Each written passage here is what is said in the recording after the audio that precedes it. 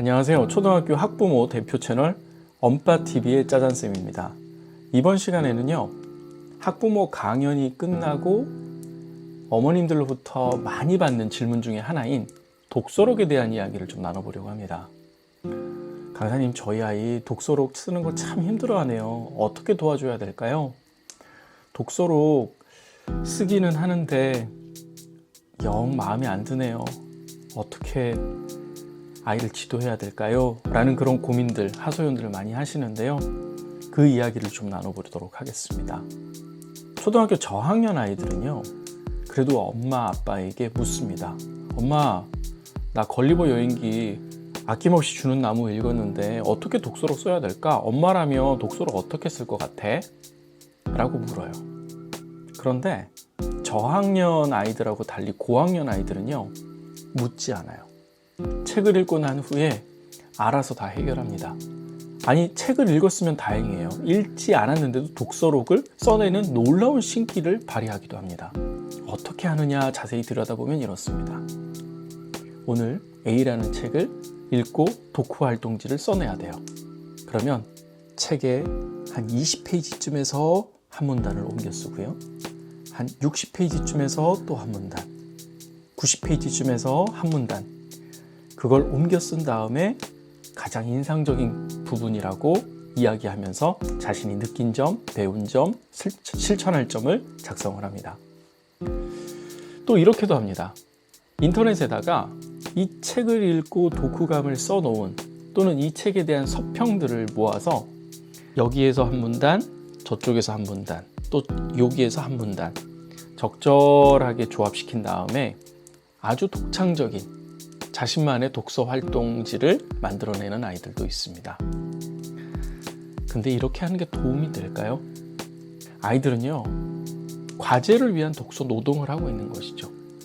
책이 즐거워서 감동적이어서 인상적이어서 그걸 밑줄을 긋고 자신의 경험, 자신에게 특별하게 다가왔던 이유들을 생각하면서 독후 활동지를 작성하는 것이 아니라는 얘기죠. 어떻게 하는 게 좋을까요? 자, 독후 활동을 어렵게 하는 세 가지의 장벽이 있음을 먼저 확인해야 됩니다. 자, 첫 번째 장벽은 뭐냐면요, 아이들의 문해력에 먼저 빨간불이 켜지는 거죠. 책을 읽었는데도 이 책이 무엇을 이야기하고 있는지 알지 못하는 겁니다. 다시 말해서 문해력의 수준이 낮아서 책을 충분히 이해하지 못하고 있다는 겁니다. 그럼 우리가 흔히 이야기하는 문해력은 텍스트 문해력으로만 국한시켜서 얘기하는데요. 문해력의 범주 안에는 많은 것들이 포함되어 있습니다. 물론 텍스트 문해력도 있지만 수 문해력도 있어요. 쉬운 예로 들어보면 마트에 가서 1,000원짜리 물건을 10% 할인한다고 했을 때 900원인데 900원에서 추가 10%를 하면 대략 얼마인지 아이가 정확한 금액은 아니더라도 대략적인 금액을 생각해 볼 수 있는, 그것 또한 문해력이라고 볼 수 있죠. 놀이동산에 갔어요. 타고 싶은 회전목마 놀이기구가 있는데 지금 내가 출발하는 이 시점에서 목표한 지점인 회전목마까지 어떻게 어디를 지나서 가야 하는지 앞에 있는 지도를 보고 파악하는 능력 또한 문해력이에요.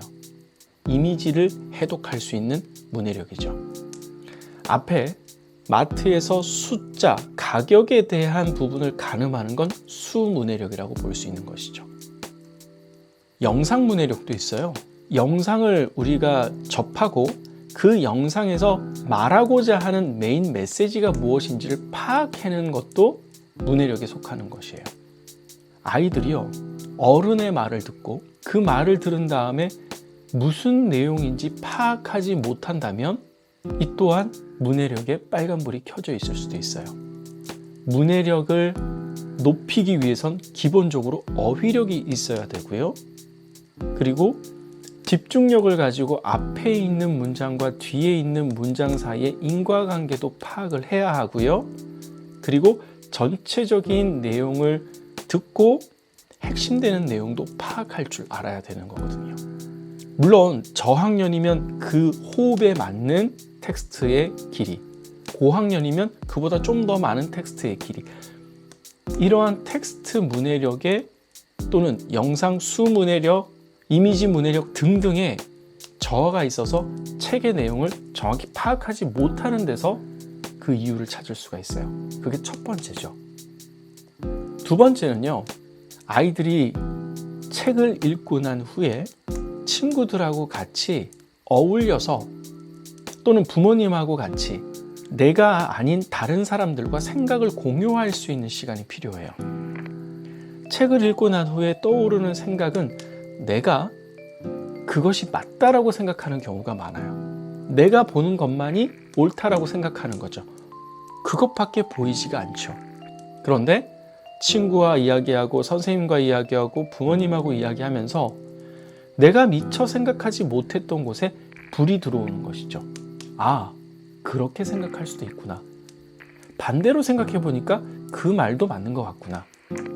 다시 말해서 읽고 난 후에 주변 사람들과 풍성히 의견을 교환할 수 있는 기회가 없기 때문에 소위 말해서 독서록에 쓸 거리가 없는 것이죠. 소재가 없다는 것이죠. 왜? 내가 생각했던 그 한두 줄밖에 쓸 게 없는 것이죠. 정확히 얘기하면 독서록에 무엇을 써야 할지에 대한 재료가 없는 경우가 두 번째에 해당이 되는 겁니다. 자, 마지막으로 세 번째입니다. 아이들이 독후 활동을 어려워하는 세 번째 이유는 바로 써본 적이 없기 때문이에요. 어떻게 써야 할지 모르는 것이죠. 자, 그러면 어떻게 할 것이냐? 우리가 인터넷에 검색해 보면 독서 기록장 대회, 독후감 대회, 그 수상작들이 쭉 검색이 됩니다. 그죠? 그걸 5편 정도만, 아이 수준 학년에 맞는 5편 정도의 좋은 작품을 가져와서, 제일 좋은 건 필사입니다. 가장 느리게 정확하게 읽는 것이죠. 한번 써보는 겁니다. 써보면서 생각을 이렇게 이와 같은 방식으로 가운데 그리고 결론에는 이렇게 쓰는 것이고 또 처음에는 이렇게 글을 쓰는 거구나 라는 걸 알아가는 작업이죠. 글을 공부하는 겁니다. 어떻게 생각한 것을 표현하는지에 대한 공부를 하는 것이죠. 이게 바로 세 번째 단계입니다. 아마 세 번째 단계가 안 되어 있는 아이들이 되게 많죠. 필사가 되게 어렵습니다. 그게 어렵다면 그 대안으로 낭독을 제안을 합니다. 좋은 글을 소리 내어서 내 머리가 땅땅 정확하게 들리도록 읽어보는 낭독도 제안을 합니다. 첫 번째의 가장 빨간불이 뭐라고 했죠? 문해력입니다. 이 문해력에 빨간불이 들어와 있다면 그 책이 이 아이의 수준과 안 맞을 확률이 많아요. 그렇기 때문에 조금 낮은 버전의 책으로, 우리가 고전도 줄글로 된 책이 있고 그림책으로 된 책이 있잖아요. 그림책으로 먼저 접하고 다른 버전의 책으로 올라오는 걸 추천을 합니다. 그러면 이 문해력의 단계가 차츰차츰 올라오게 되어 있어요. 두 번째가 쓸 소재가 없다고 했잖아요. 부모님하고 같이 이야기 나누는 것도 좋고 친구랑 이야기 나누는 것도 좋아요. 그런데 혼자 공부하다 보니까 그게 한계가 있어요. 이때 문해력에도 문제 없는데 친구들하고 나눌 풍성한 소재가 없다 하면 그때 인터넷 검색을 통해서 남들이 써놓은 독후 활동지를 읽어보면서 자신의 생각과 비교해 보는 것이죠. 저렇게 생각할 수도 있구나 라고 말입니다. 세 번째 이유 기억하시죠? 어떻게 구체적으로 표현하고 써야 될지 모르는, 그래서 두 가지를 제안을 했죠. 필사와 낭독입니다. 요 세 가지를 기억을 하시면요, 아이들의 독후 활동이 조금 더 나아질 수 있습니다. 가장 중요한 단계죠. 책을 읽고 토의 토론, 이야기를 나누고 그리고 논리적인 글쓰기. 그래서 독, 토, 노는 하나의 세트라는 겁니다. 그렇죠? 아무쪼록 이 영상을 통해서 아이의 독서록 지도에 조금이나마 도움이 되셨으면 좋겠습니다. 엄빠TV의 짜잔쌤이었습니다.